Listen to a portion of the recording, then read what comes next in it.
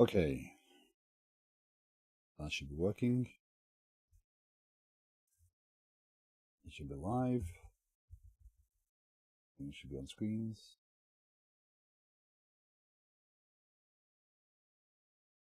Oh, that's good. Oh, can look. Okay.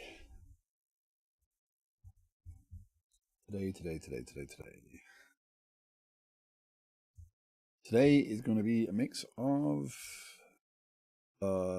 some coding, some thoughts, some planning, kind of some housekeeping as such. Hi Mal, how you doing? Good day. Okay. So I'll start with good. I'll start with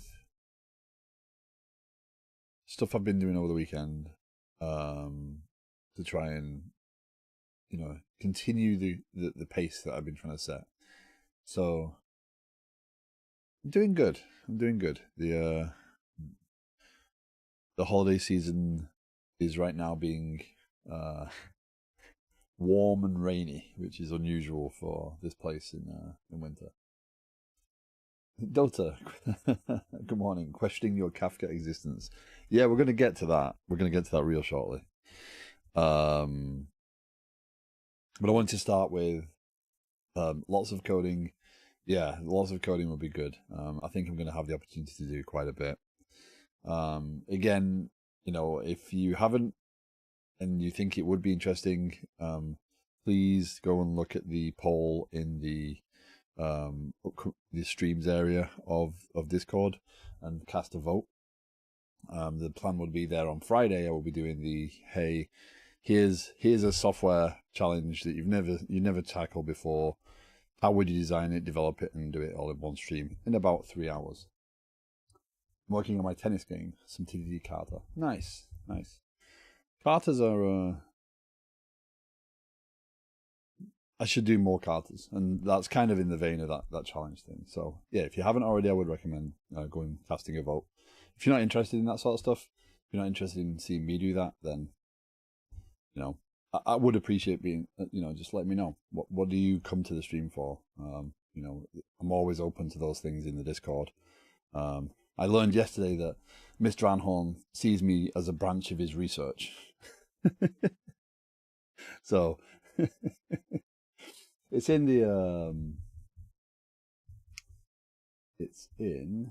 the streams coding challenges. So I actually think it's not a bad idea to do these every now and then, or make it a channel point reward. So if anyone's been in the stream for long enough, they can set the challenge and we can schedule it. So yeah. But I'm always interested in knowing why people come to the stream. What do they come to the stream for? Do they come to the stream to watch someone struggle through software development? Do they come to learn something? Do they come just because it's good background noise? That's always interesting to know, right? Because you sometimes you see viewers, and you don't. Yeah, that's the site. That's the coding challenges site that I was mentioning the other day when you found that paid one. That's the one that Sarav in YouTube posted and asked if I would be interested in doing that. So yeah. Yeah. So there's some pretty interesting ones on there. I picked 3 that look like a challenge, that look like I've never done that sort of thing before. So from a coding perspective, it would be interesting to tackle. I've done some pieces like that might be relevant. So but I've never done that specific thing. But anyway, that's that. Cast a vote if you would like to. I would be grateful for knowing if that's something that people are interested in. But again, trying to continue momentum, right? Because I think that I've built a little bit of momentum over the last couple of weeks. I've been streaming regularly. I've been getting new people coming into the stream, so it's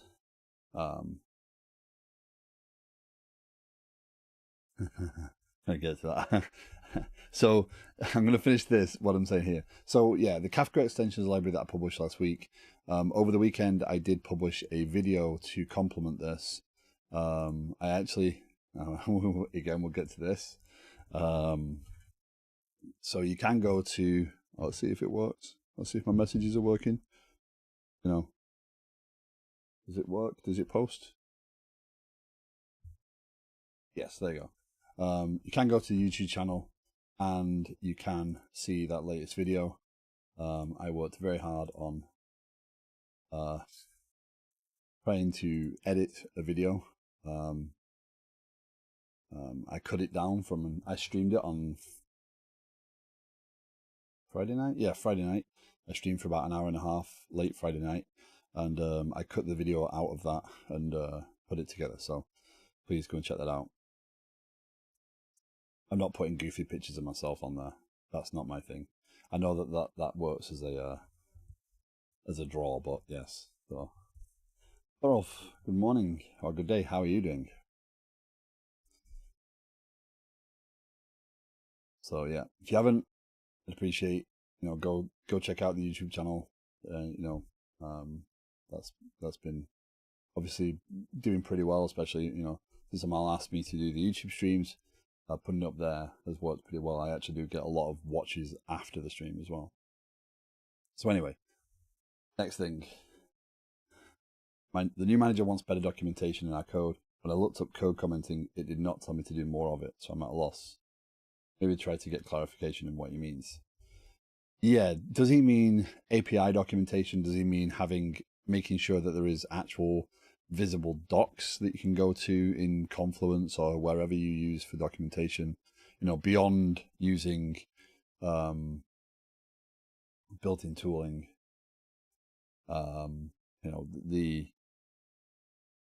does he mean that, right? Rather than saying commenting code. We got into a little bit of a discussion on Satolis' stream yesterday. Well, there was a bit of discussion. I kind of just blatantly put my points across as, nope, no comments in code. But I mean, I think you've been in this long enough to know that my opinions on commenting code are pretty harsh in that you shouldn't. You should write better code. And I genuinely mean that, right? If I write code that is confusing, and I actually will give you an example of some confusing pieces. If he tries to make me comment more, it's going to be hard for me to get behind. Right, yeah. Still sick. Sorry, Thorolf. Now I get a DoorDash coming with juice I'm craving. There's an upside to that, right? They're also against API comments similar to the Java Oxygen system.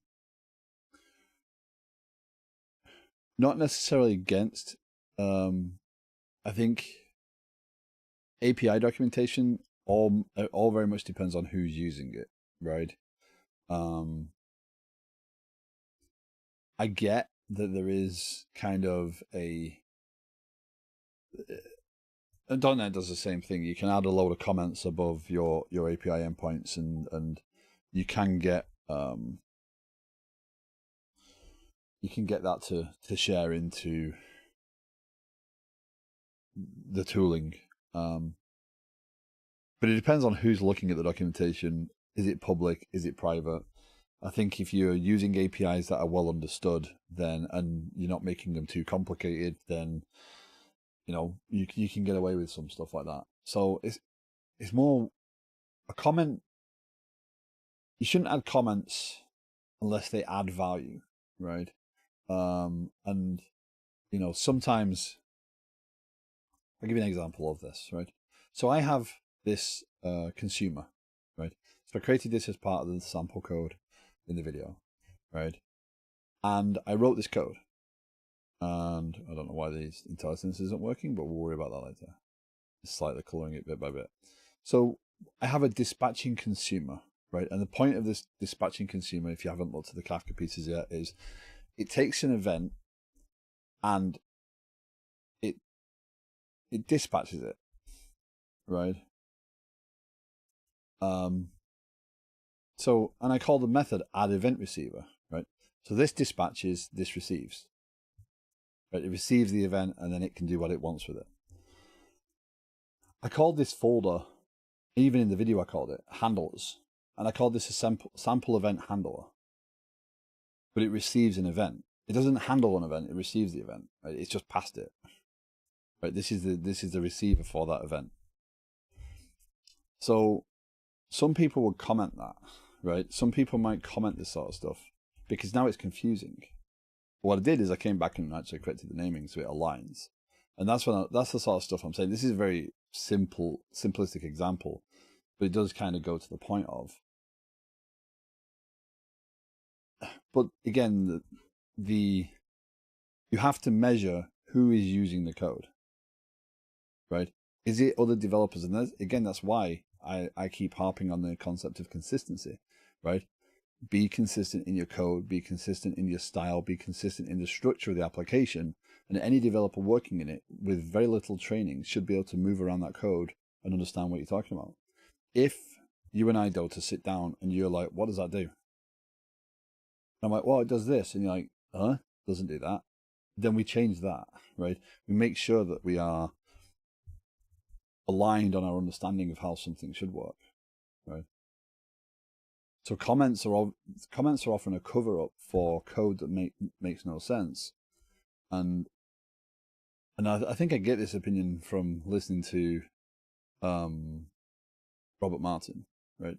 I think he's definitely one of the ones that's on about comments, right? And again, I've formed that opinion over years, and I've worked in languages like I've worked in BASIC. Where variables are A, B, C, right? Yeah. But again, that's why I say that if you and I are working on a piece of code, because we're working as part of a team, and there's a piece of code that we just cannot write in such a way that it's very obvious what it does, right? Sometimes that happens, right? You agree upon the comment. You agree upon the need for that comment, right? And it's an understanding that can be shared to future generations of developers in that project, right? This is what this does, and here's how we comment it. Yeah. But even Swagger does take API documentation. So even in Swagger, you can still do something like I have to remember. Right. If you do this, Swagger will pick this up, right? Now, again, my endpoint is Teams. I'm posting to the Teams endpoint. I shouldn't have to explain, right? That is unnecessary comments. That's just words for the sake of words, right? But parameters, this is where that gets important, right? So that's where this documentation might be necessary, right?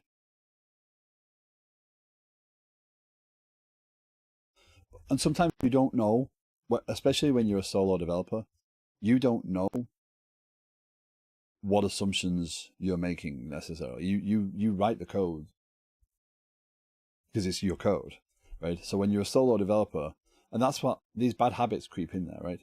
And then, or you'll write a load of stuff quickly because you're trying to progress, right? So, and again, it's why I'm trying to stay strong on this application and not just making it up as I go along as quickly as I can. I'm trying to build the stories. I'm slowing my own pace down here.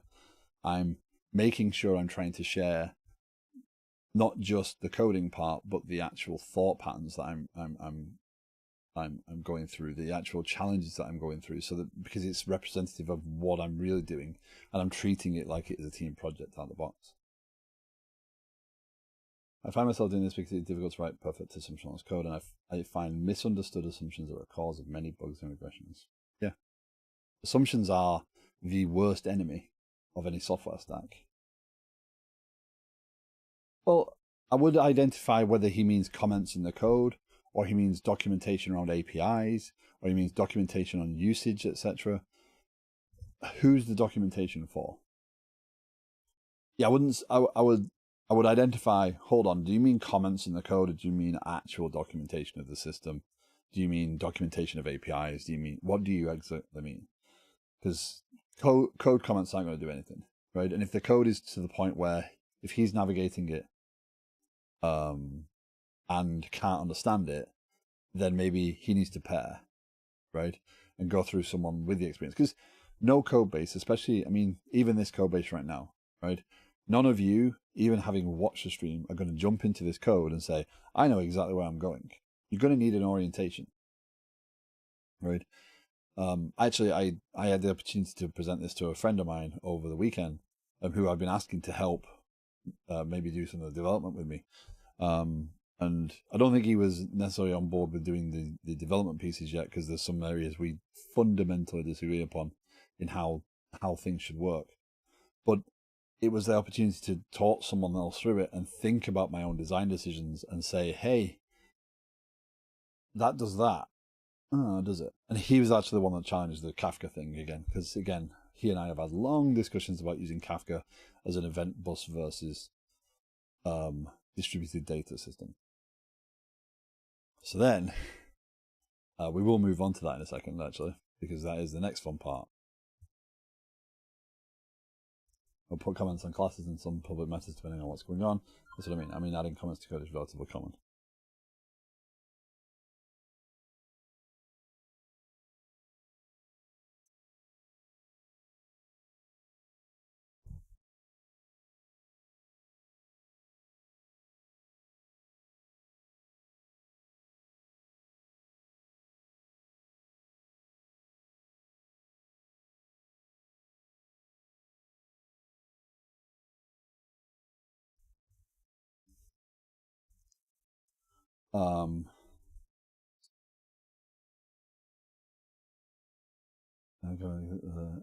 Hi, Ezra. How you doing?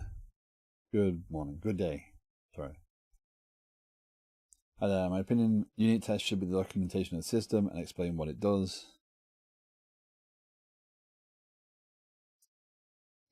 Yes. Yeah. Ideally, unit tests are the way, right? But again, that is something that, we've seen there's no common style to. And we're kind of working our way to a discussion point here that I've been looking at due to links sent to me over the weekend. But yeah, unit tests, standards, practices, all these things, consistency, all these things collaborate to make a system that is not difficult to enter into and not difficult to make changes into. And that's what we often forget when we're saying when a manager or a boss of a company is saying, I need this now, and we rush it through because we want to be legends, right? We want to get that software done quickly. We want to produce something for them. We want to be, yeah, there we go, we've done, right? We don't want the pressure. Oftentimes we're supporting bad practices in the future, right? We're making those things happen, and we're not just setting it now, right? Next time they need something, they're going to come to us and get it done quickly, right? Because they're going to expect it done quickly. So the more you do of that sort of stuff, the less chance you have of pushback, and the less of a foot you have to stand on, right? Because you've done it before. But then at some point you have to say the code's in a really bad place. Why? Well, because you needed this, and then you needed this, and then you changed the requirements, and you needed this, so we just made it do all those things, and then it broke, and then we have to figure out why the bug's there, because now we've added all this code in, but you needed it really quick. And the answer will be, well, you're the developer, you're the professional, and you should have done it better, right? So holding to standards, holding to practices, trying to make sure that you have solid ground to stand on is an important aspect. And if you're a junior developer, and I mean junior is in, not as in time, in your comfort level, I suppose, right? Because I actually don't believe the more I develop, the more I realize that there's a lot of people who've been developing 6 months that could code circles around me in certain things. And it's just my experience that changes it, right? So they're not necessarily junior in terms of their ability. They're junior in terms of their experience in the industry, right?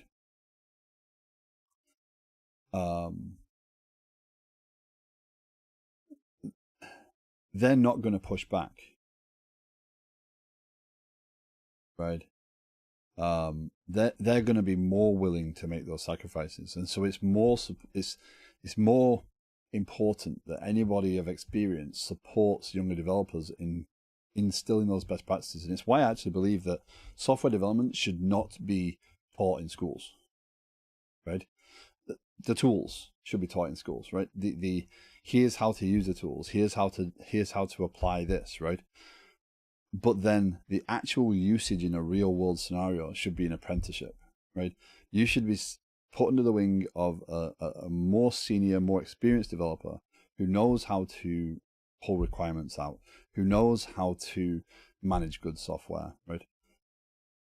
Then you grow into that position. So you don't start as a junior, you start as an apprentice and become, because it is a, I don't like using the word, but it is a craftsmanship, right? Developer friends who are relatively high skill is extremely uncommon. My manager who used to be a programmer is the best. If they were a good programmer, they could have been that programmer that rushed everything through, and then they're even more of a nightmare because now they think they know what they're doing, and they'll tell you, well, it's just this. So you got to be careful of managers who are formerly programmers, because the management, the extra stress and pressure of being now responsible for doing more things can sometimes corrupt in the wrong way. It's unfortunate he's going to lose credibility. I always get a little discouraged when I see 16-year-olds who are more talented than me. They're not. They're just very talented and very smart. And there's always going to be someone smarter, right? I would imagine in this group of people, I'm not the smartest person. I'm not the best developer, right? But I have my talents and I have my things, and together we would work as a team, right? And that's what matters most. Curriculum in our school system where they wanted to teach development to everyone all the time. I'm more or less implied it should be math class. When you're younger, you learn faster, which is annoying. Yes, if I had started dev, oh yeah, I'd be a lot stronger. Yeah, and I wish I'd actually stuck to it when I was younger, right? I didn't really start actually developing until I was in my late teens, right? But I only had like a year and a half of actual sit down, I'm going to develop and write things before I actually got a job. So I started developing maybe when I was late 16, early 17 years old. So, but I'd tinkered with computers and programming since I was 5, right?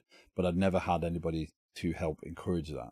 So you need that environment. You need a growth environment, and that's true even as a professional, right? A growth environment is healthy to be in. And I've had the opportunity to work in a couple of places where I've had managers, and sadly, they did not stick around, right? Where I felt I was in a growth environment. I felt like my learning and my personal growth was accelerating. And I think my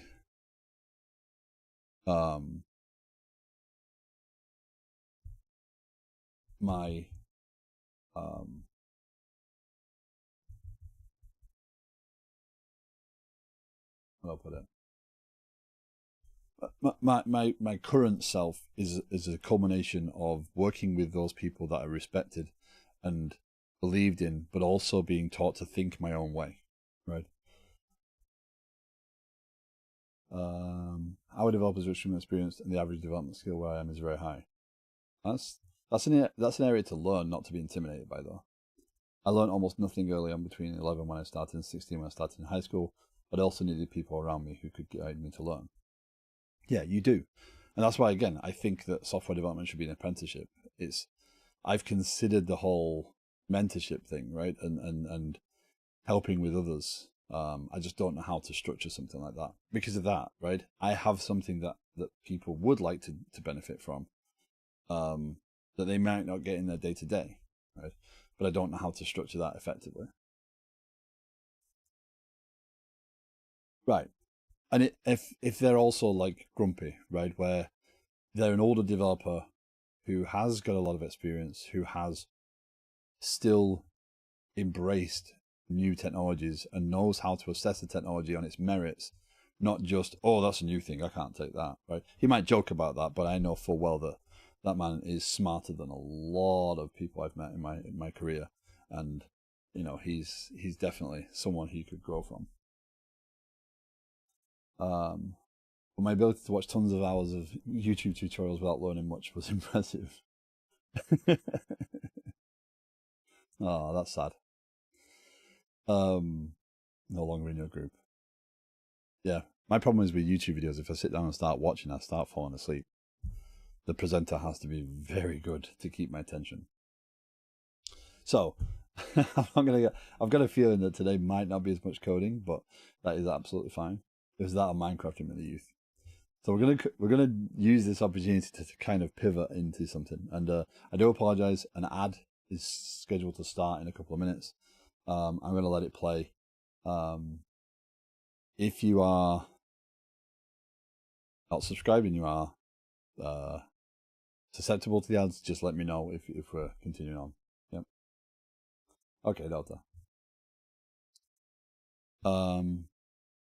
Okay, so I'm going to start on the Kafka piece, right? Because that was something that was interesting from the weekend that I went through.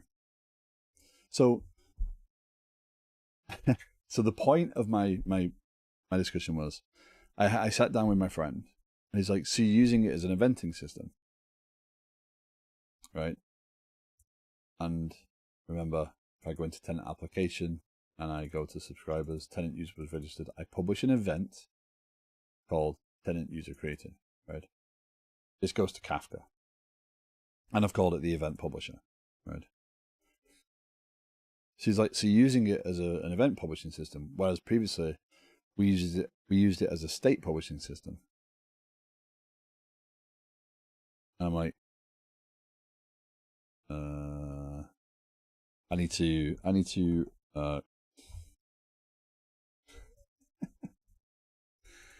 the joy of having the camera on the dogs.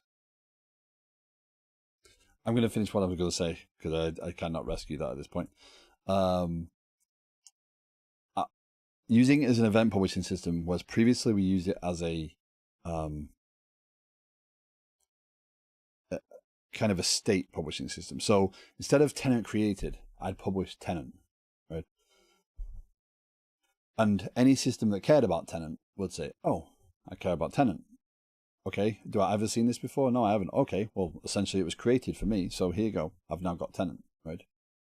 Same for user, same for everything else, right? So this would just be tenant user. So things that the overall system cares about, I publish.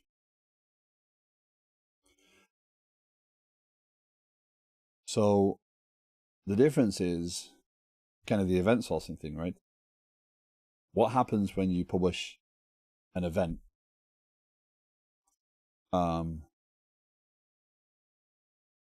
The system that's consuming that event has to know what events came previously. Otherwise, this event could be out of the blue, right? So you've got this idempotency sort of situation appearing where if I see tenant user updated, but I never saw tenant user created, that updated might not have everything that the created did. So I'm missing information. So now my system is inaccurate. Do I care about that?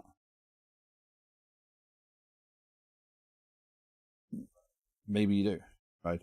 So, and I kind of posted it as like, how do you know which one to go with, right? Which pattern to go with? So I started looking through some of those links and those tutorials.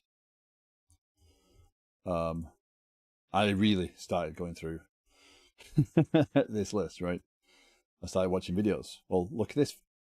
Inventory, products, orders, customers, invoices. Are those systems? Are those messages?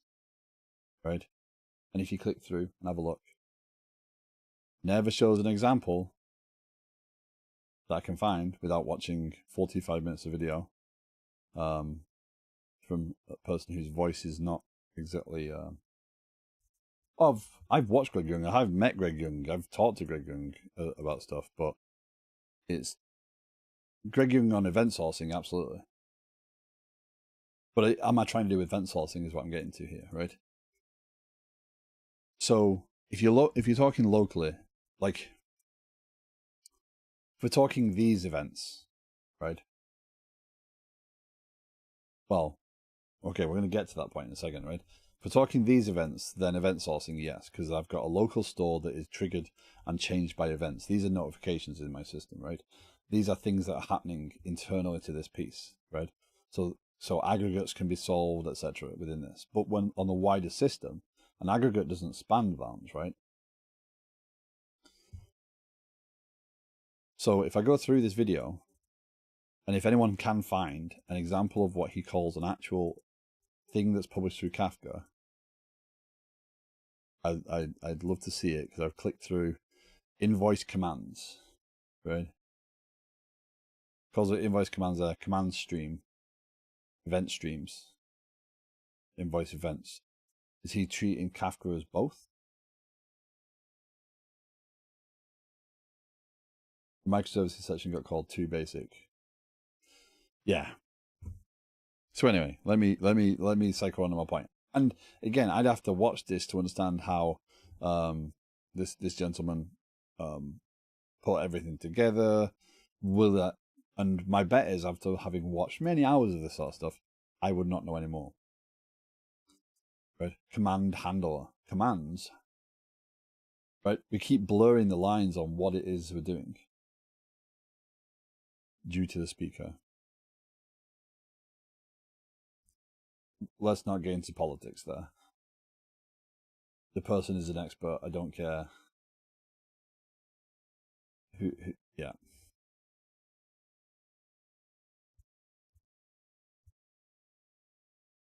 I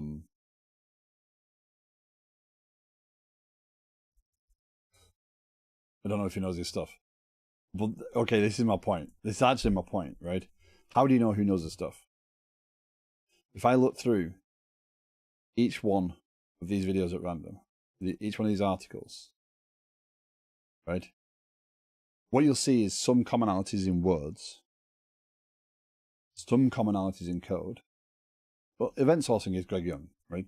Greg Young developed CQRS as a pattern, right? He developed CQRS into a pattern, and then took that to event sourcing, right? Well, Greg Young doesn't often reference anybody else. Greg Young was pretty much, I am me, listen to me, right?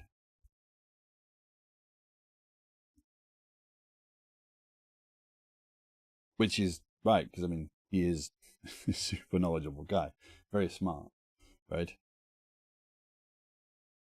But people develop software all the time, right? If I follow Greg Young, then I'm going against what I believe in, that I should. Good morning, Deflux. In that I shouldn't just take what somebody else tells me as being the right way. I have to evaluate what it means for me to be the right way, right?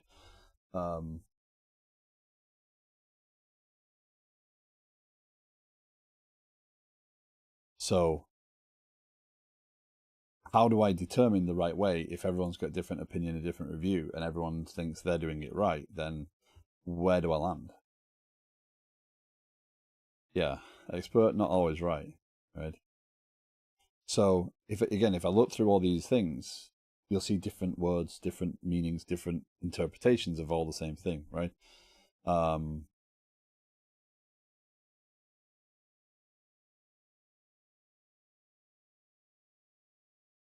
Right.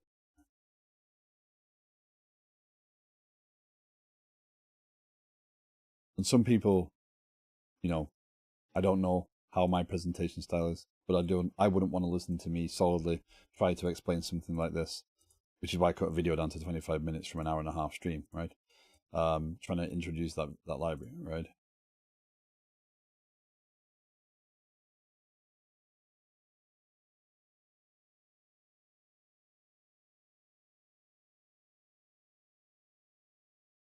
Yeah, because again, you are the culmination of your experiences, right? You believe what you believe based upon what you've experienced, what you've done. Maybe someone could come around and show Greg Young something. Maybe someone could come around and show Eric Evans something, right? Just because they've written a book on it or published a platform on it, right? So we get to, there's all these different opinions, and if you look at every single one, the one thing they never show you is what an event is or what a message is. No one gives you a sample that I've seen so far. They give you vagaries, right? They do not give you a sample.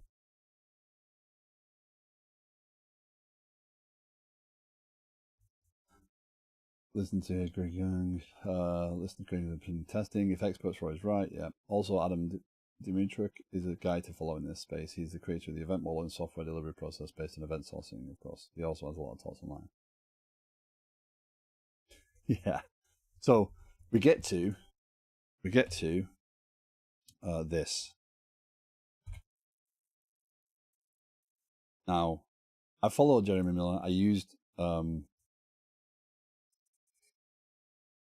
his dependency injection framework, structure map, when I first started, right? That was my first real dependency injection framework beyond Inject, right? The Critter stack. Now, this is someone who is opinionated enough to say, I don't like ASP.NET. I don't like the other tools. I don't like Mediator, right? So this is a combination Mediator / message bus, right? Uses this as a mediator locally, but also it has HTTP built into it, so it publishes events and messages as well, right? So it can go beyond the walls of its system. Dependency injection, Lamar, right? Wolverine and Lamar heavily hooked in. You can't use, well, you can, but I don't think you're recommended to do it, right? And then Martin for Event Store and DocumentDB, right? Event Store and DocumentDB built on Postgres. So this is someone who has built an entire stack purely out of opinion that the others are not up to scratch. So their style. Now, Jeremy Miller is a super smart guy, right? I don't doubt that this is a fully feasible approach. But, that's pretty far, right? No, I don't think.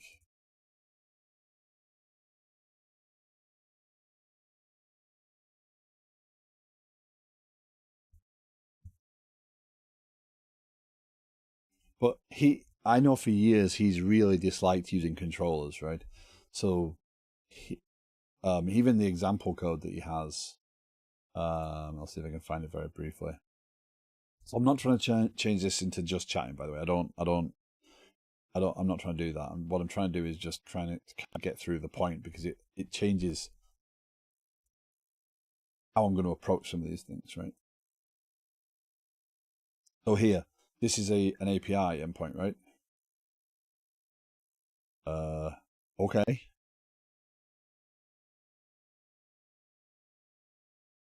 Thanks, Dota.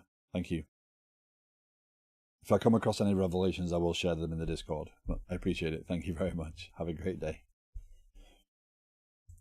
So incident, right, is a bunch of objects and enums. Customer, an object. Get incident. That looks like it might be something. Oh, there we go. Yep, no way defaults. Wolverine get. So Wolverine is actually acting as the HTTP layer and handling messages.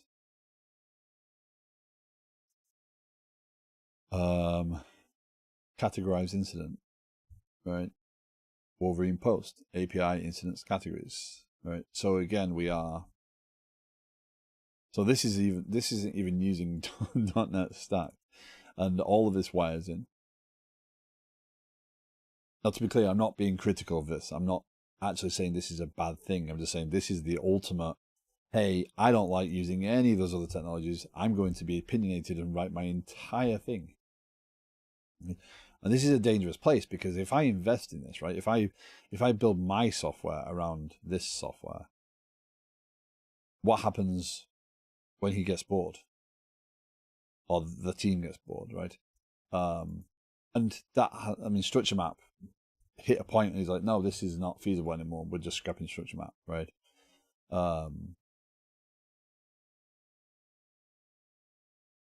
I get it. It's going to be powerful. It's going to be big, and if enough people take it up, then it kind of moves forward, right? Anyway, without the original creator. Martin actually is something I looked at early on.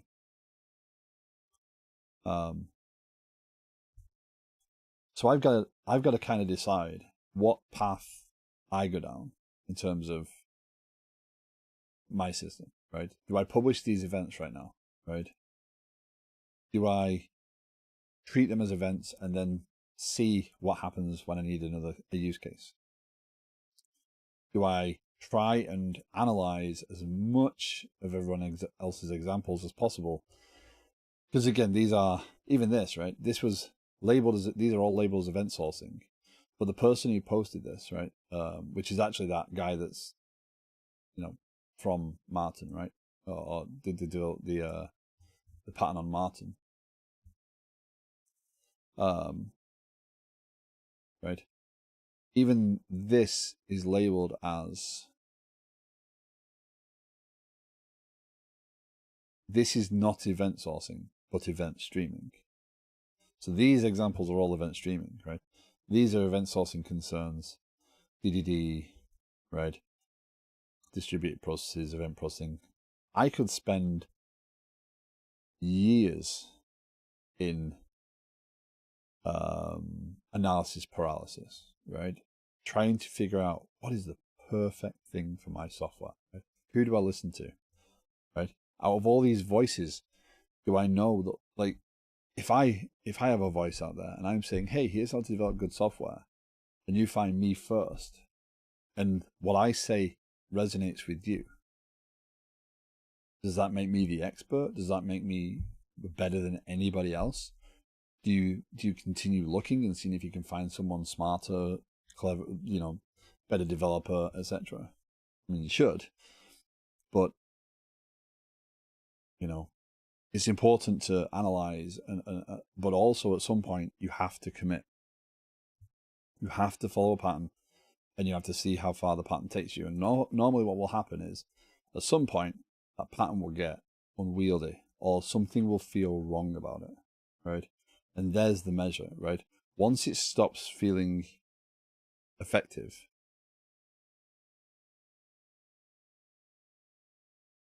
what do I do next? Do I carry on? Do I bundle forward and try and just muscle through pain? Or do I say, nope, now we need to make a momentous shift in how we do things and approach it differently, right? And accept I was wrong. Sadly, most software businesses are not supported in such a way that that's going to happen, right? You're going to struggle through, or have a solid plan on how to reverse it. So luckily, I do have the benefit of having time and freedom of choice on my side that I wouldn't have in a business.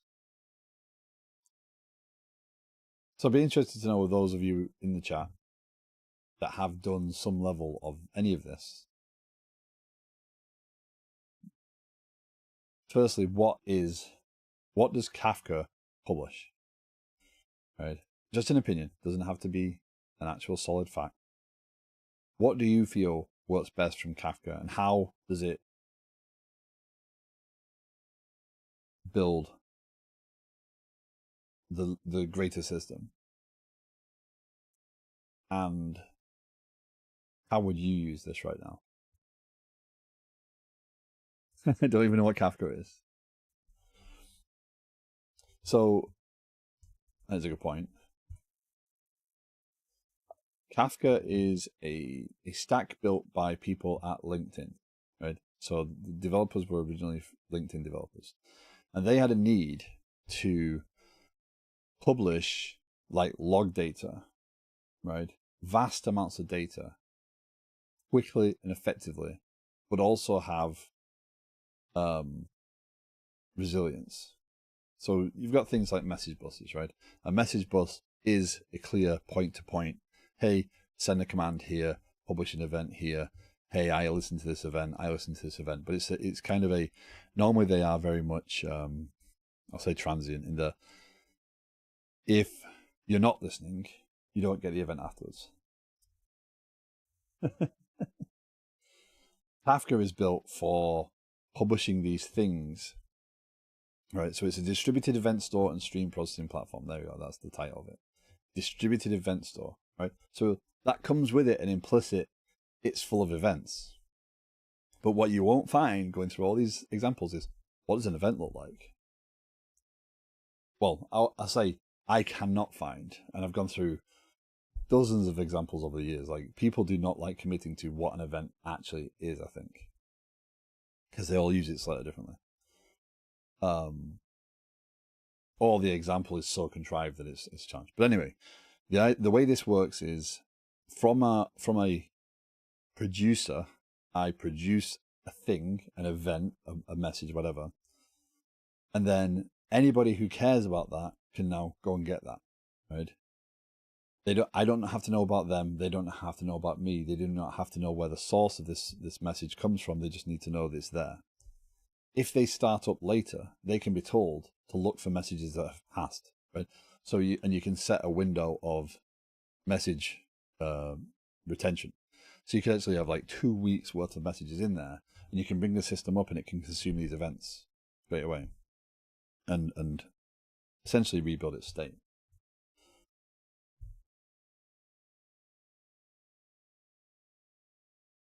So a lot of applications, typical applications, are like you have a database and you have a UI with a C# API. Kafka is more of an event-based type application. When this ARM opens on the factory floor, do X.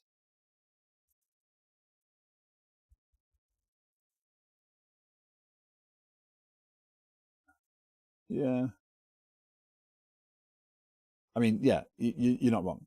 Typical applications look more, well, they don't look more like this. That would be your application stack, right? So you have your front end, your application layer, your database layer, right? They might look something like that, where you have an API or a UI or whatever sat in front, and it does a thing and it triggers it, right? But what if I need to move data between systems, but I don't want those systems to be dependent upon one another, right? So in this example, tenant management publishes tenants, and work items says, oh, I need to know about tenants, right? I need to know about tenancy because then if a tenant appears, then I need to do some stuff. So rather than make a hard link between these two, I publish something from here and this consumes it, right? And Kafka has producers and consumers, right? I always use the word publishing because publishing makes more sense to me as a word rather than producer. Produce is, yeah. It's really quite something since if you record who is doing what in Kafka-based system, you can reverse engineer an entire application. So you can use, if you use it as an actual log of what happened, then event source, right? You could actually produce all the things that someone did as messages, and other systems can consume them. And that's kind of where my design challenge lies. It's how do I want to use Kafka? Because if I use Kafka as an event system, right? So I publish tenant created, I publish tenant user created, and now I build a part of the system that now needs to know about tenant users later on. But the tenant user created message happened months ago. When my system starts up now, I have to import everything, right? So I have this migration aspect. So yeah, what do I do there? But I take a very quick break. I have 2 dogs that need to go outside. I'm actually going to try and run ads while I'm away and see if it holds them off while I'm not. So please stick with me. If you have any thoughts or opinions on anything I'm doing here, yeah, feel free to share. And I will be right back.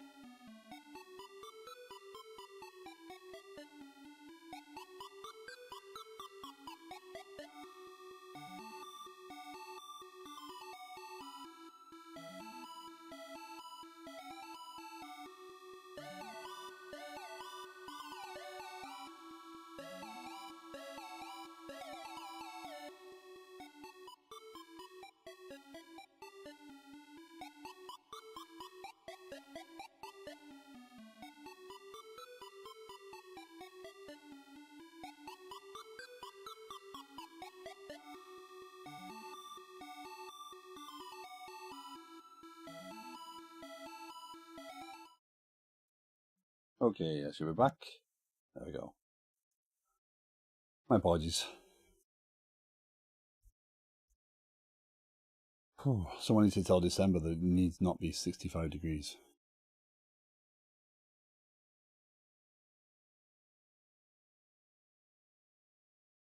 Okay, so yes, Kafka. So Confluent right now are the company that mainly publishes the tooling around Kafka for .NET. So everything I built in the extensions library. Just need some hot tea. The flux of the language. How did that let you through that? It's actually a good point. Why did it let you say that word in this stream? Huh.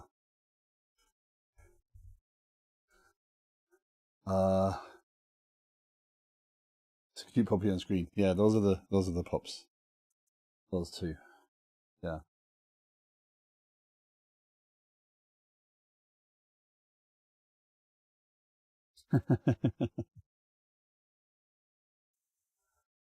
Especially now that that goes up on the screen as well, on the chat screen. So, oh well. Okay.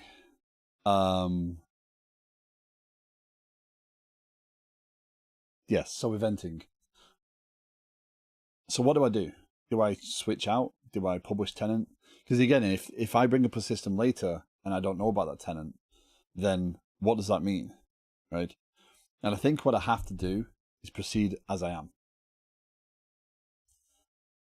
and evaluate as I go. Not just change because, you know, a friend thinks that the discussion we've had, because again, don't forget Kafka was originally built for distributing logs. So it actually was here's the log data, right? Here's the log data. And the log data was created in response to something happening, yes, but it was a point in time reference, right?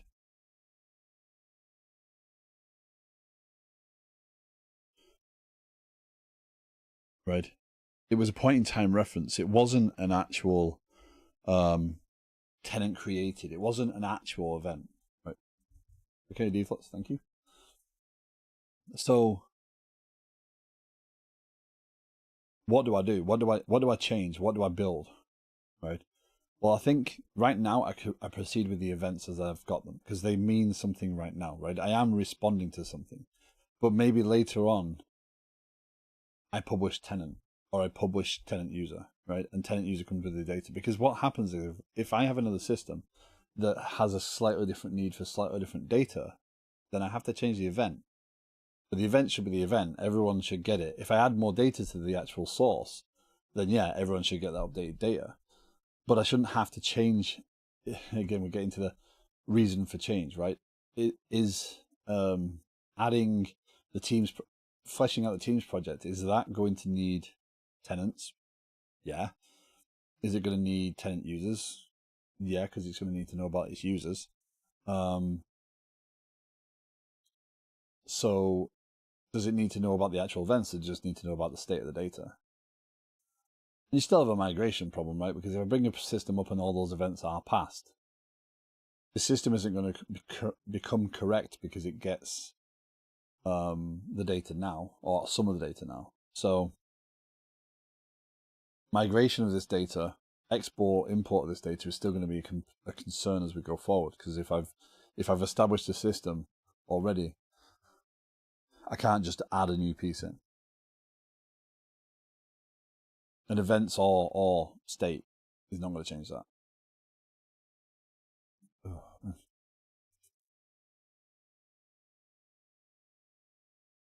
So what we do is we proceed, and I continue to review all of this stuff as best I can. Try and find someone who's going to say, here's what an event is, right?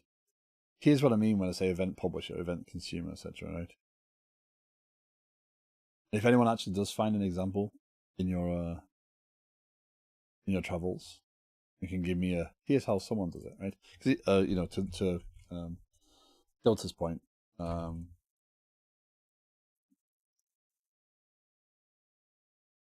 right? This gentleman has written many books, created a company called Event Store, right? made many videos. Right? There's all sorts of opinions, and this makes sense. And in terms of aggregates, if I was doing aggregates, event, noun, a control flow obfuscator. Control flow obfuscator.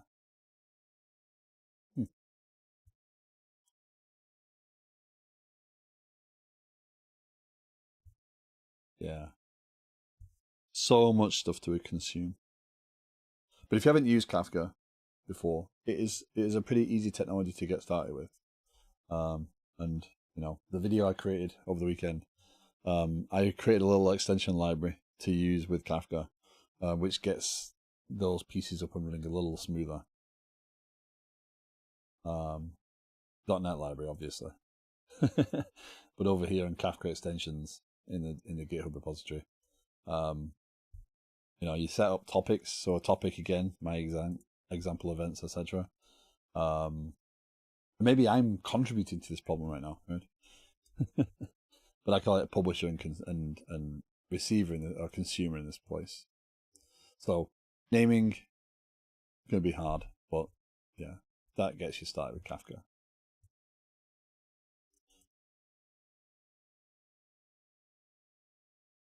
So let's review where we are with the actual project, right? So last week we finished on support tickets, and over the weekend I did do a little bit of that. Unfortunately, I don't really get to work on large systems that would gain from this technology. Yeah, but always worth tinkering with in your spare time. Kafka is also kind of system agnostic. It's built on Java. The core tools, I believe, maybe some C++. I can't remember. But all the .NET stuff I use is developed by Confluent, who are now, it's the original designers of Kafka built a company called Confluent, and they work on that.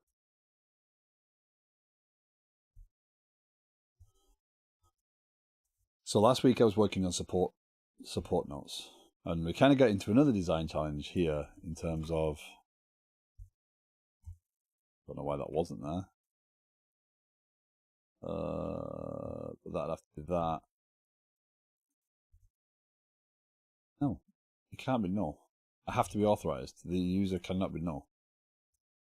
So we kind of got the design debate on this one, right?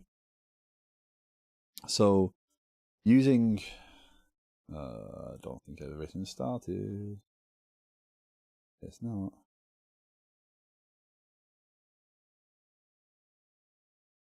So I'm using Couchbase, right? Couchbase is a document database, and it has a SQL layer. I'm like 80% sure my courier went home for a nap. Oh, for your juice? Oh no. DoorDash and food delivery places. Generally, we do pretty well with them these days, but yeah, we have had a few where they've delivered to completely the wrong house. So I started upping the tip a little bit and realized that they rarely get it wrong when the tip's decent. So, like, I dislike that. By the way, I've had quite a few lazy ones. Just dump the food. Or the worst one, my door opens outward like that, right? The handle's clear, and they put it right below the step where the door's going to open. So you have to kind of manipulate your way around to try and get the food.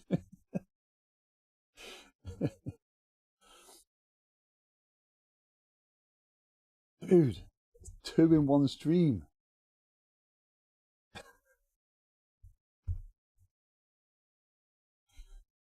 You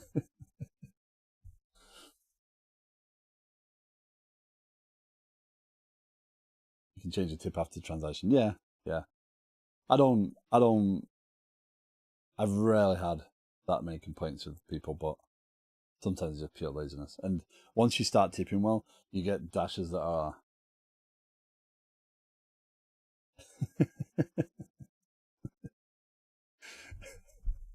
you get dashes that will actually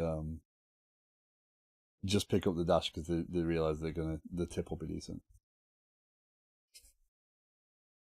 Just trying to keep it the way I intend.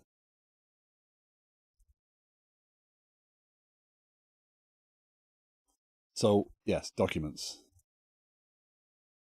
Oh yeah, I had issues with this establishing now, didn't I? So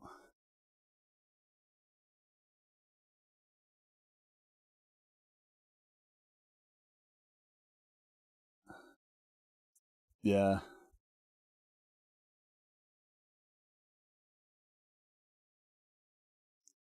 yeah. Tipping here is quite a challenge. I could get the carrot and the stick approach, but nice. We actually had a Walmart order delivered the other week, and it wasn't ours at all. So we got a load of food, and I made nachos, and because they wouldn't accept it back, and they wouldn't tell us where the people lived that actually should have had the stuff. So we got a free tray and a box of Velveeta, which is still going to sit there for the end. Oh no, I think I threw that out because there's no way I'm eating that crap. Pardon my language. It's the best word for that one, though, unfortunately.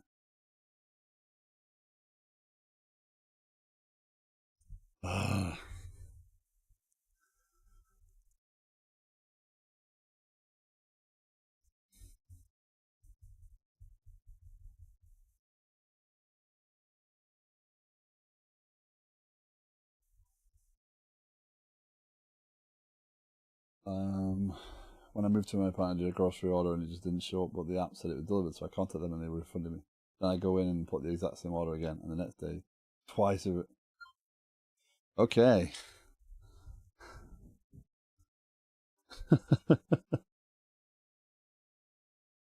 That's and you've got a lot of food that you're going to waste. Nice.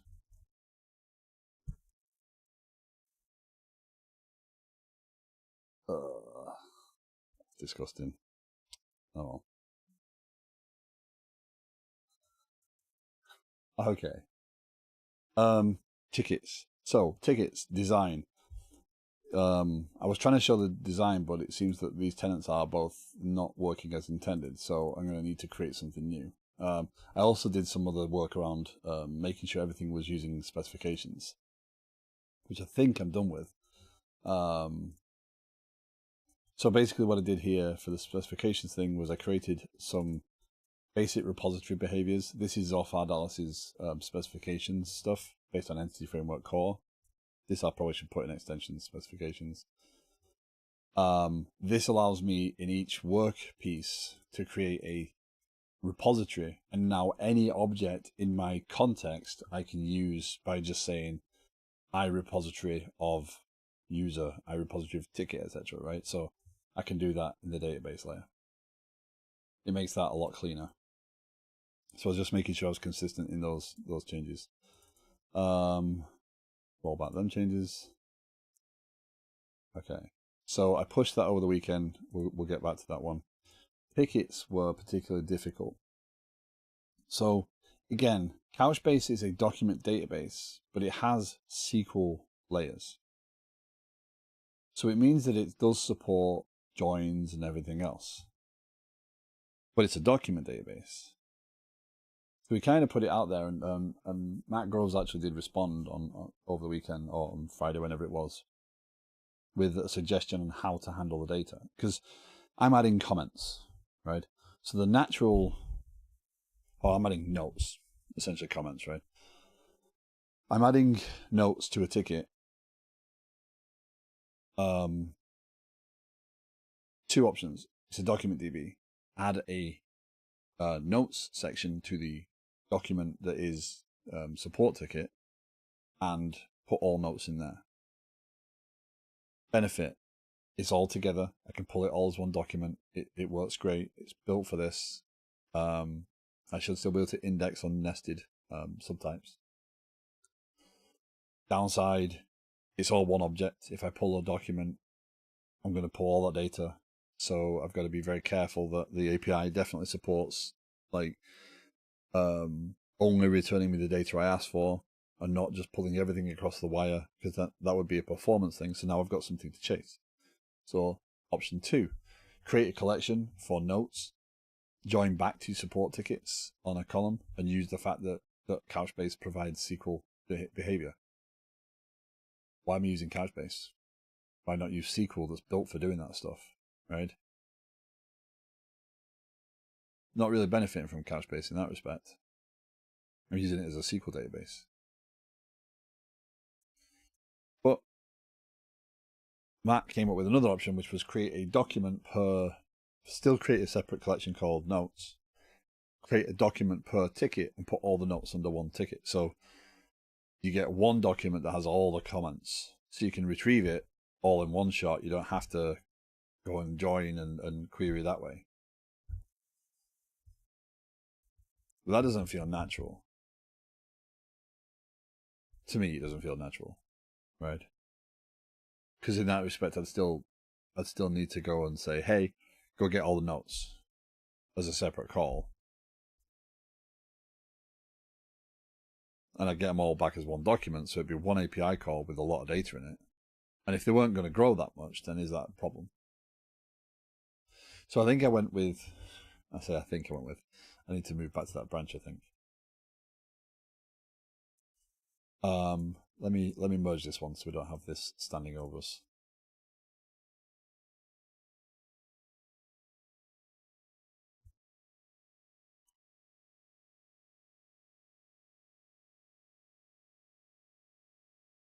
Main.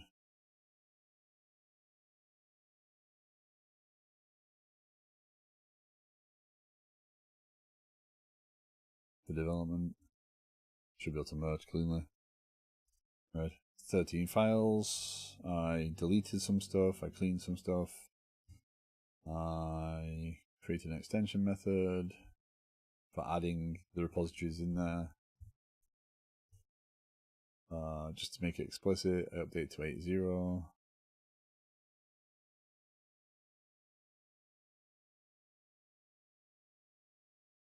I added them where they weren't needed. I think we can trim them afterwards. Yeah. Okay, I'm going to merge this, just in the interest of moving forward with this. Just to get it, so it's not, I don't want that branch sat out there telling a lie. The things in it aren't wrong. There's just two includes that I don't need to be doing, which is fine. But the code is not broken because of it. Check out development. Update.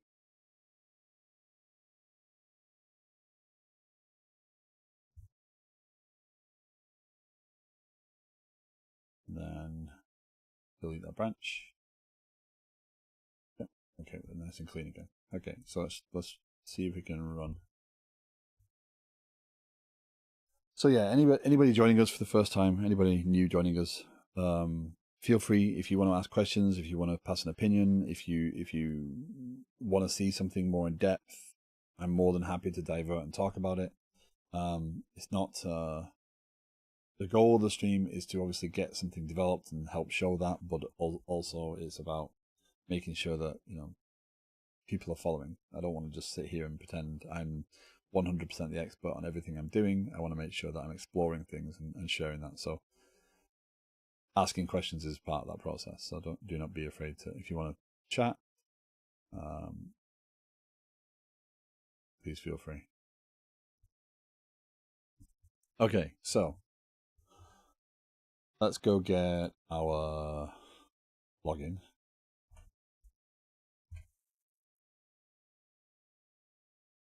Yeah, is that user still a user?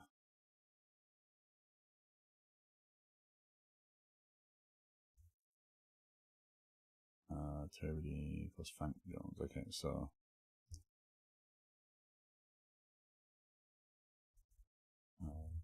KBD plus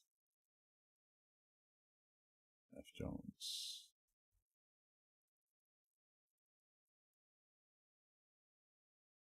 What? That should be the password. 100% should be the password. Van Horn, how you doing? Are you kidding me?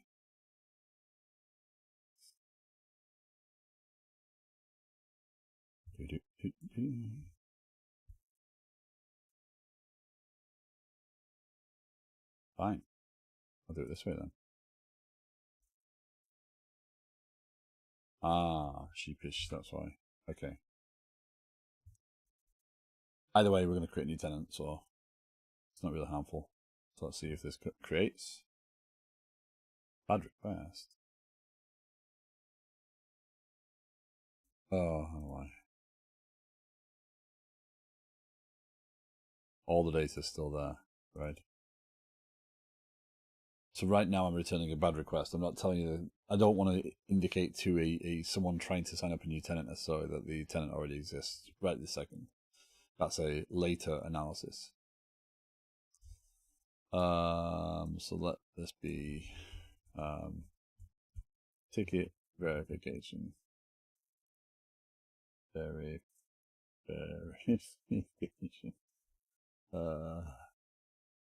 It is too warm.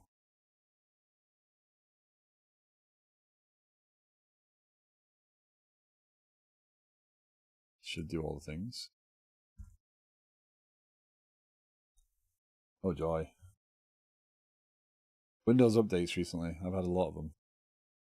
Been very opinionated as well about shutting down, which has been annoying. This is possible. That's why that's happening.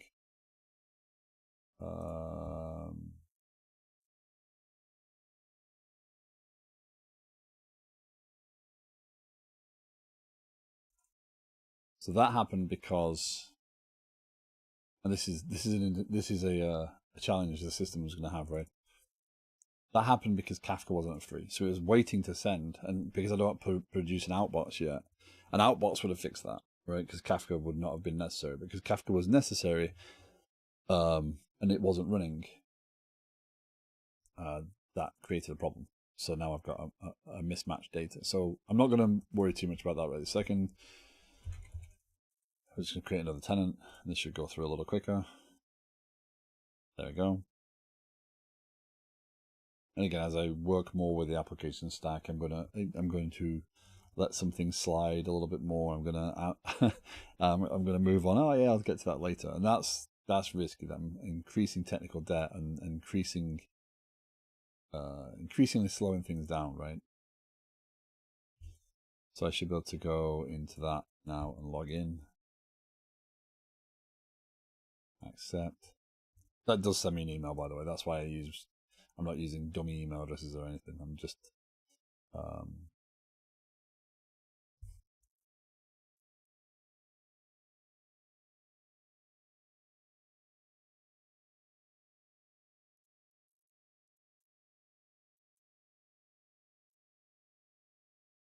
okay. There's our token.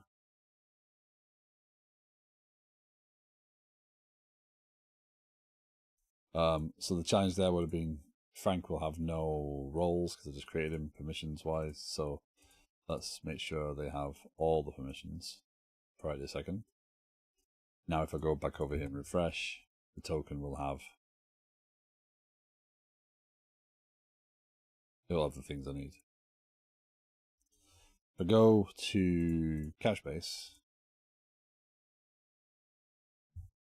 I should have a new tenant. So probably this isn't right. It's not working. It's not working.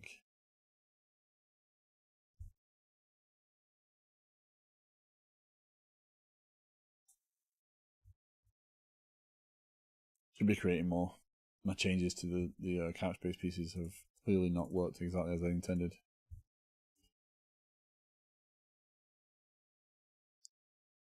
But there's no error.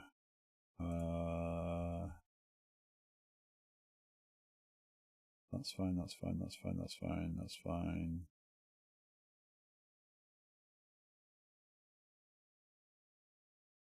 Maybe that is because, so let's restart that. Although it created.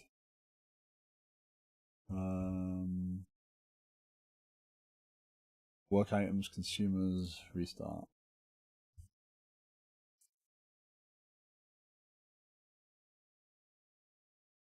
We might not have done.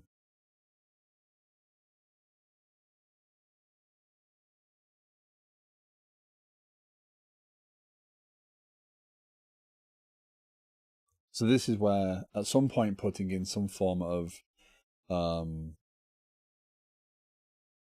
logging or at least some level of metrics will help me understand what's not happening in the system. And as I grow this, I'm going to have to do that, right? I can't keep putting it off. But that is not consuming. Look at Kardec.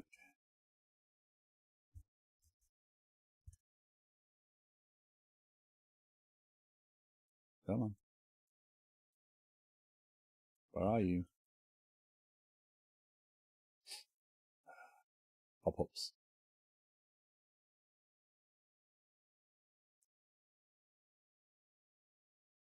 So this has topics registered, right? So that the tenant user created and the tenant created, right?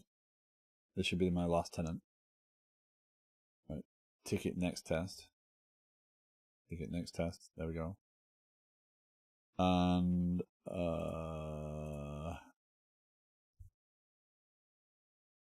my tenant user definitely should be there. Frank Jones, yep, for that tenant.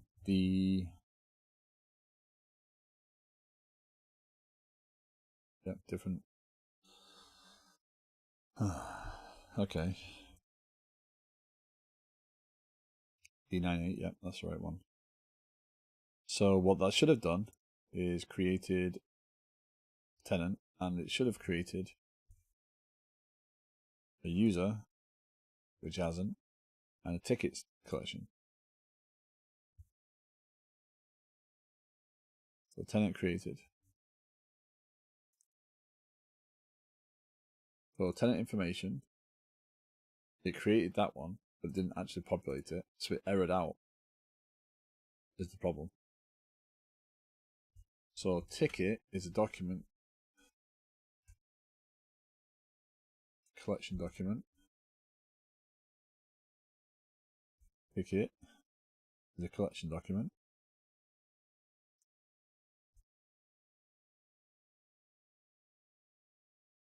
So if you remember last week, we actually got into trying to build some resilience around this part in terms of the creation, etc. Some things are true of initial of development collections that are not true of real collections.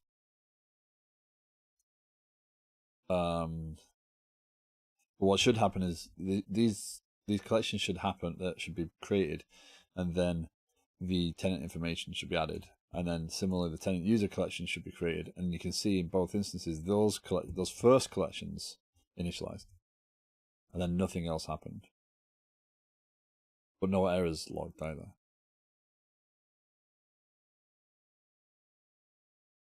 That I saw.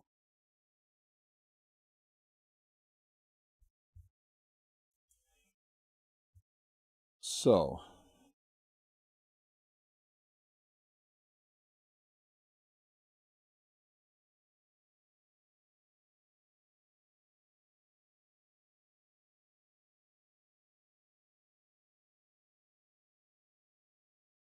topic consumer, we inject a logger.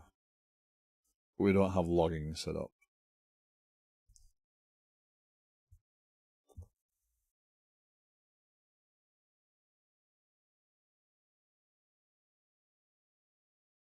That's a good point. Nope.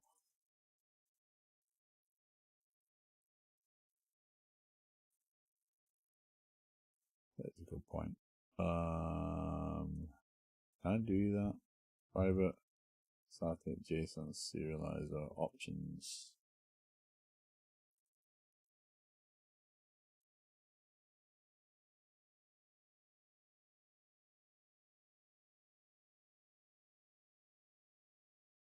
Move initializer. So that's that, right? Creating objects for no reason. But that's not really my problem.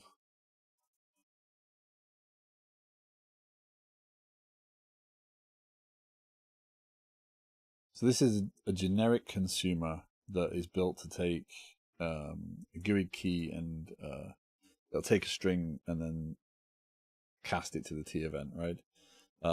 It doesn't necessarily. So I've learned that using a JSON serializer here, although I do have an event deserializer that does the JSON serialization. Doing the deserialization afterwards was cleaner. So just treat everything as a thing because then you can validate it, but that's not the problem here. This isn't. I don't have logging set up, so I'm not going to see any of this, but I do have the structure put in place to do it. So if I set logging, I should get something.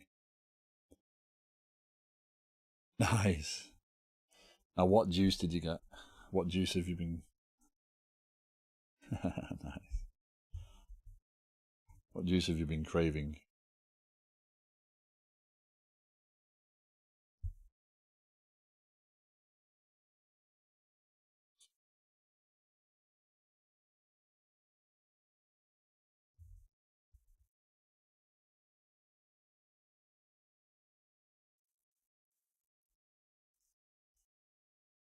Wow.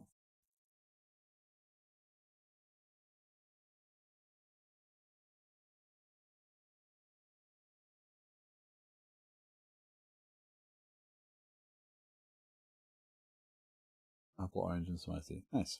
Cool.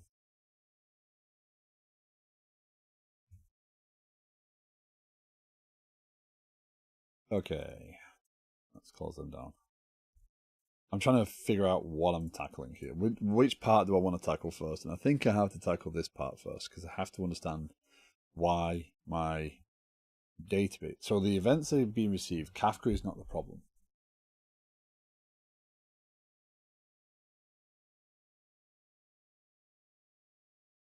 Unless the fact that I'm trying to call initialize and it failed the first time is triggering the try again. So if it's right, if I go in here,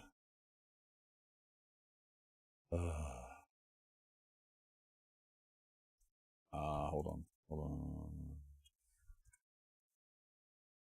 Okay, I already have a check. Okay, so if the collection exists, this is what we created last week, right? This extension method of does the actual collection exist already? So we're not going to do anything damaging.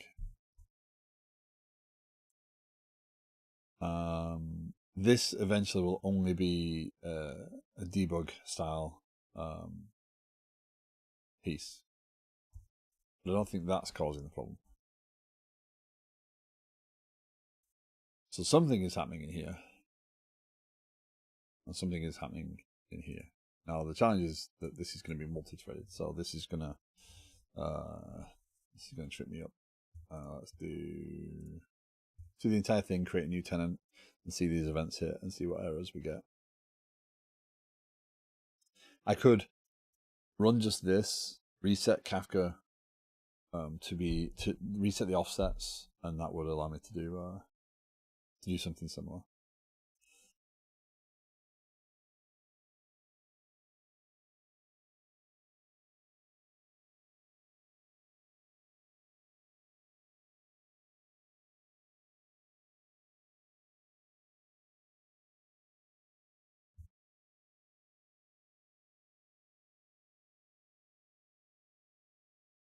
So another tenant.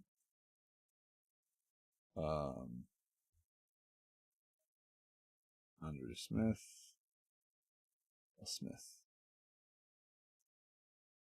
So we fire off that piece. We hit here. Okay, so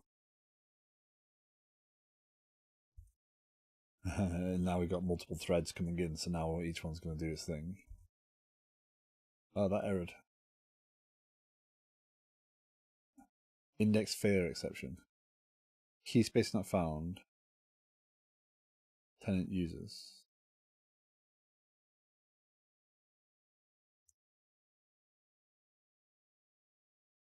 Index failure exception. Key space not found in CB data store default. Key space not found.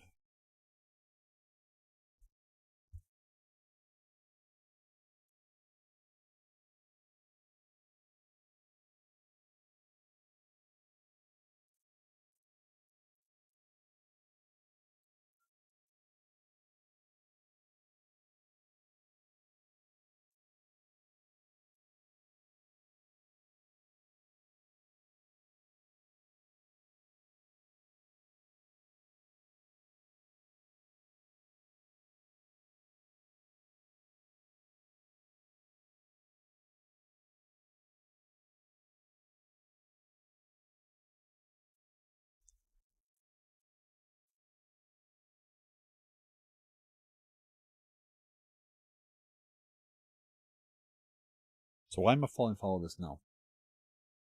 Right? Why am I falling foul of something that was working just fine last week? Have I changed the data? I'm going to hop off. Thanks for streaming. Thorough, thank you very much for hanging out. Thank you for chatting. It's been fun having you here. Enjoy your breakfast and may your juice cravings be quenched by your selection. Take care. Thank you. Have a great day.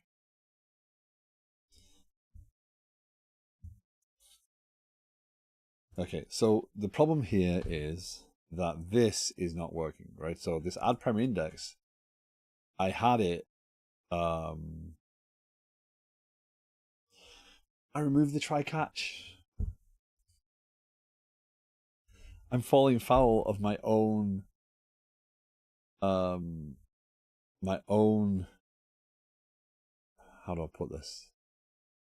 I'm falling foul of my own approach, right? I don't want to put try catches in because I want to figure out what's going on with the system. I'm actually falling foul of that. So had I put logging in here, I would have identified this a little quicker, right?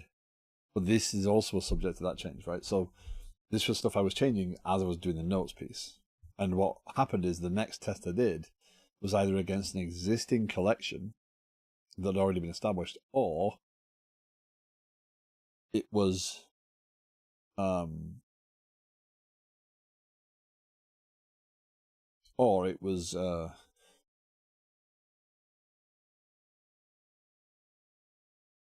just pure luck, and the system actually did have the database there.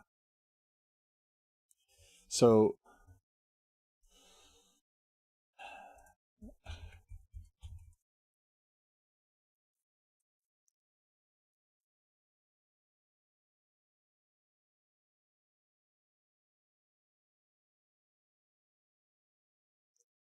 here's what I'm going to do right this second.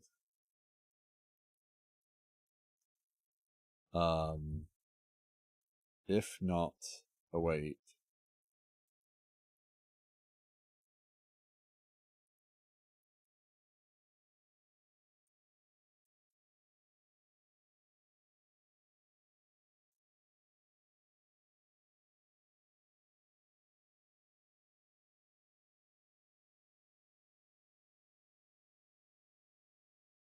Think I put that behind.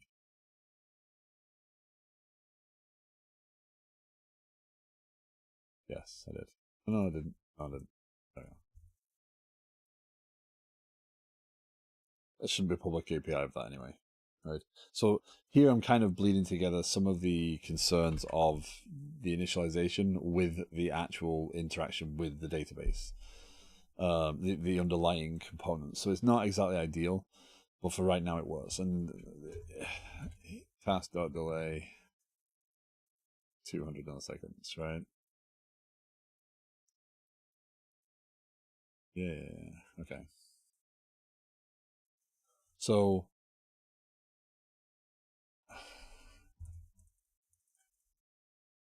if we do it that way, we create the collection, we wait.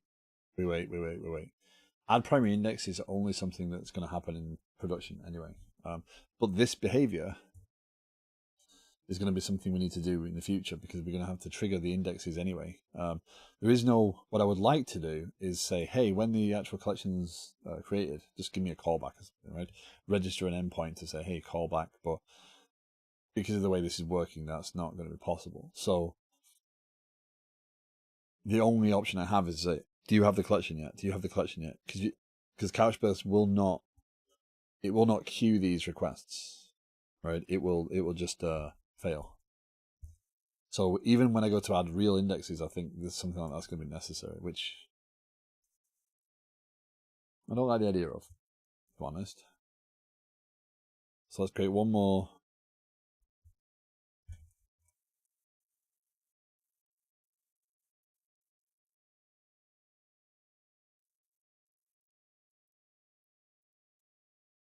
Let's create another tenant and see if we can verify. Because that code now affects all those method calls. So the fact that data wasn't getting there, the fact that data wasn't being established, that explains everything.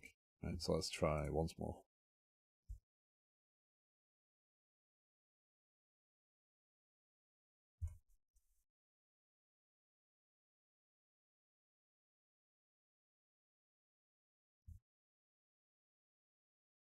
I'm not even going to mess around with debugging it to see if it works. I'm just going to go straight through and see if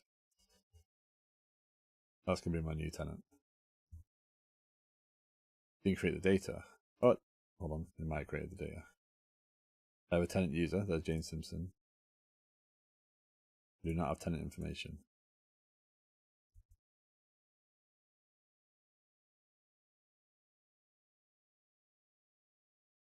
Not sure why I didn't get tenant information.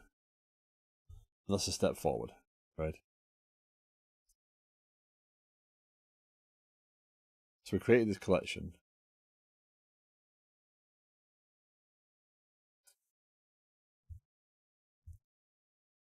We also do not have support ticket notes. So I think this failed here. Because it created tickets. And it created tenants. So it created these two collections. And it didn't create this one.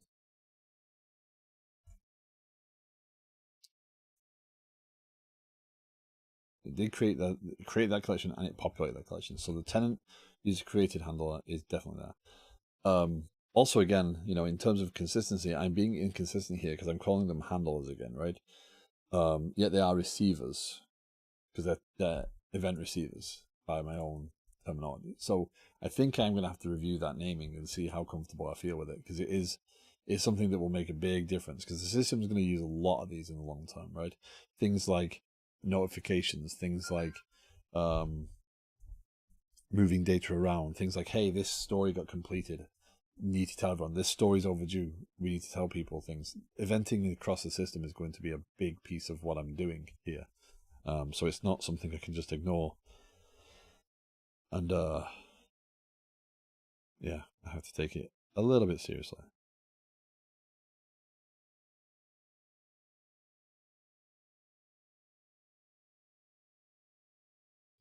So I'm just figuring out breakfast.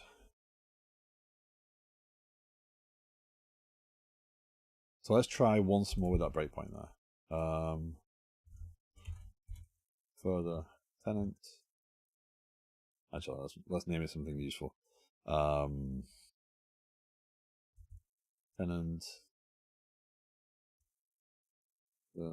complete.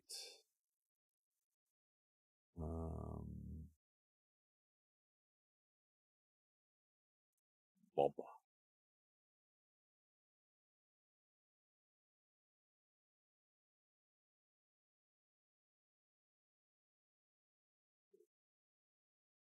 Okay.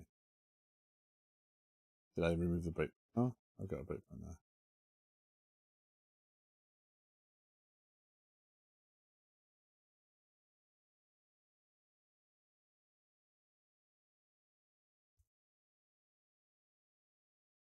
So did that bail out even sooner, or is that waiting? Is the question, right?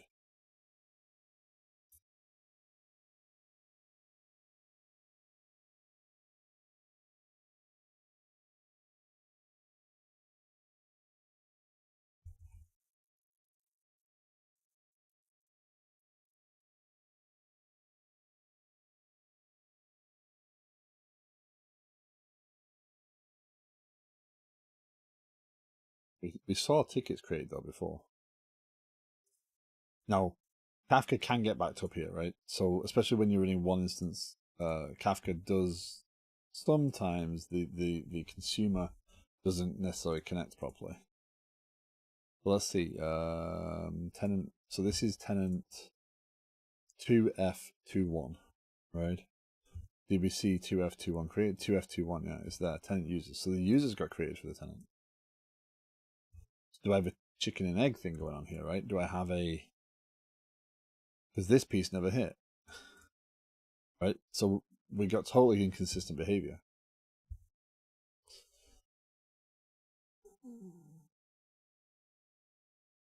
Did this piece and this piece hit at the same time? So I can't rely upon the ordering of the events. So tenant created and tenant user created could happen at almost identical times.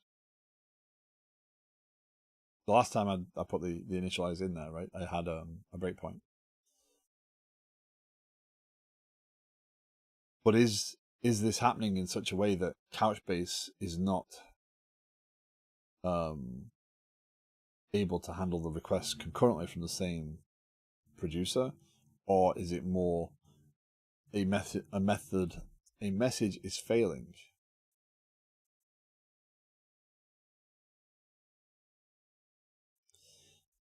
And the only way of actually knowing that is if I put logging in, because I can't. If I put a breakpoint in, I skew the system, right? It's that's a not Pandora's box. Heisenberg, something like that. It's basically by making a change, I will prevent the situation that's causing the problem.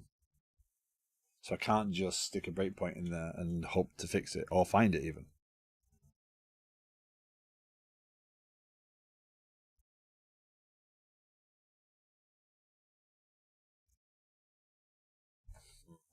So I'm going to have to add logging in here, right?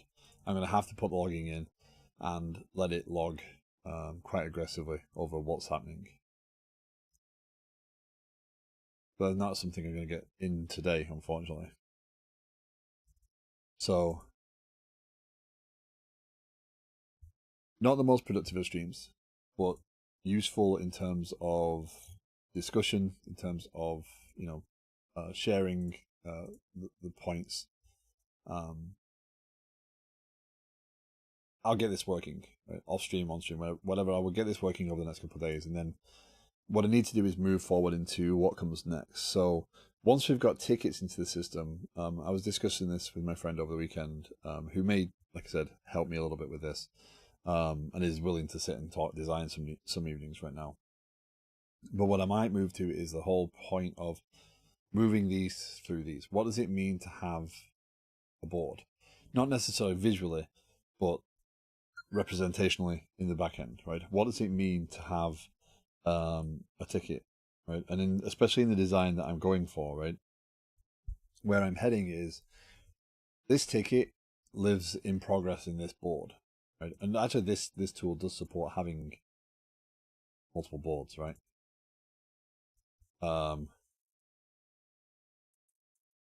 Right. So I can create.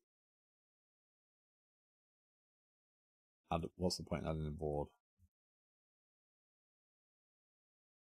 Either way, I can create multiple boards, and a ticket can live in multiple boards, even in this product.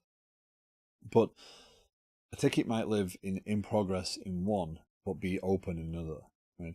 And part of the thing is, what I want to do is show this as being this can't be moved once it's in progress, if it's passed off to somebody else, right? So what does that mean?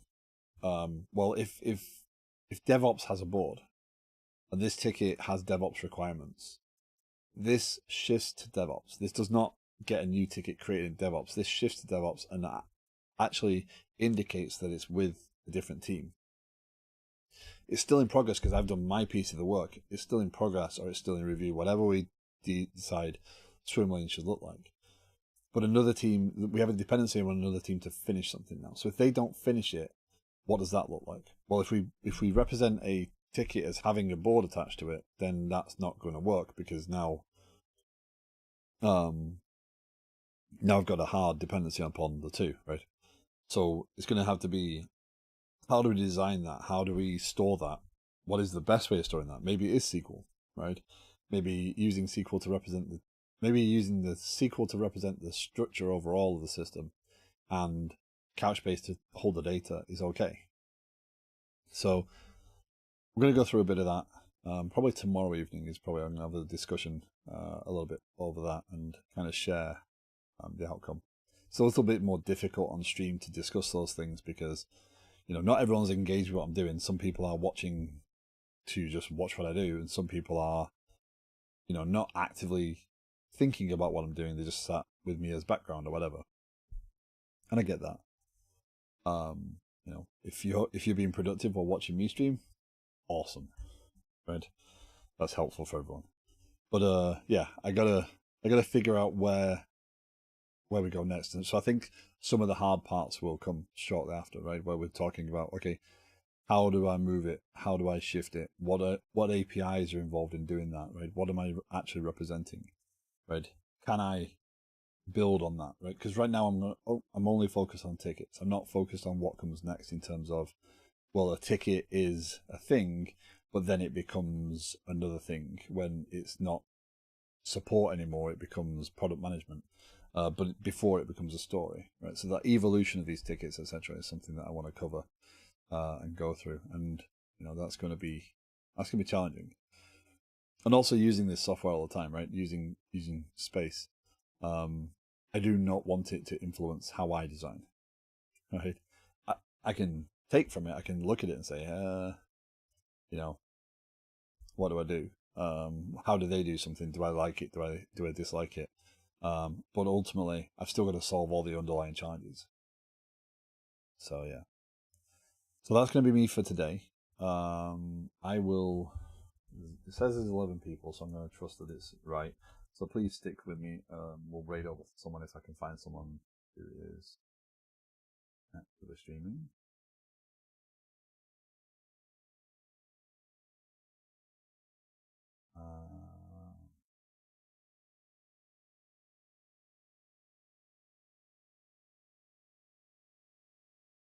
Acid raided us last week, but it looks like a lot of that is in Spanish.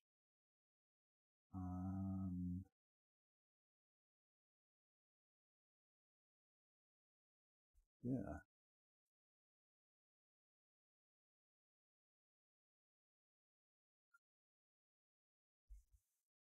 So I'm just going to finish up here. I don't necessarily want to raid over to a stream I haven't watched before right now, especially if it's all in Spanish, because I don't know the level of English there. So I'm going to finish up here. I will be back tomorrow. I will work on some of this overnight so that this is not going to be more, hey, look, I'm struggling. So I will add logging in. I'll review those pieces, and then we'll go through adding the next parts, which is getting those user pieces wired up and added in.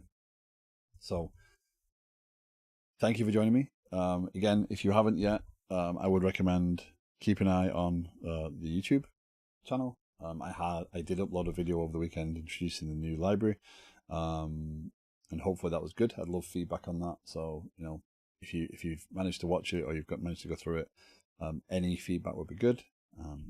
You can obviously check out the Discord if you want to join and talk more about that.